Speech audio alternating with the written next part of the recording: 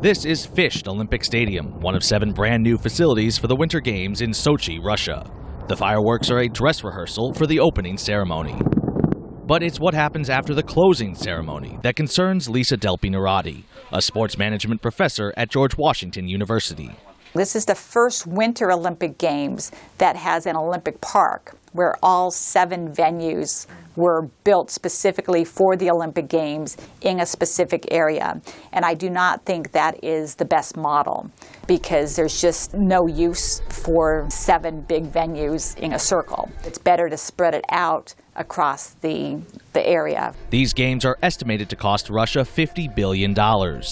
As the price tag to host an Olympics skyrockets, Delphi-Narati says proper planning is vital, especially after the games are over.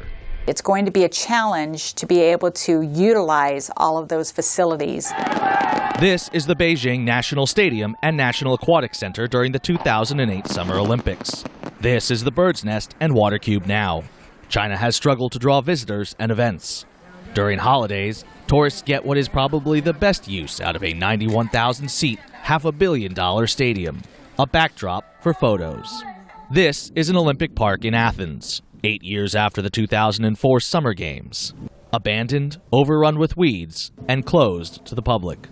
Even the London Olympics in 2012, which promised to revitalize the east end of the city, has achieved mixed results. It was like a building site while I was doing it. It was like a holiday park while it was on. And when they've all gone, it's like the circus has left town.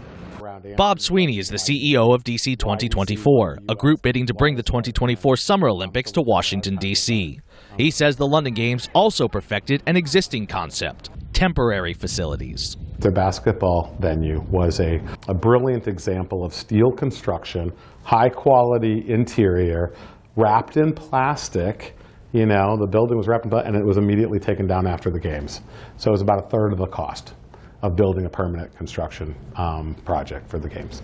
Sweeney promised temporary facilities would be used in the Washington bid. Temporary venues and facilities that can be downsized after the games factor into many future Olympic bids.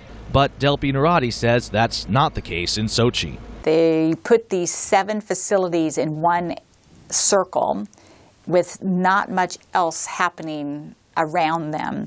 Originally, 2 of them were supposed to be temporary and taken to a different location, but the plans changed. She says she fears what will become of those facilities after the games. Brian Allen, VOA News, Washington.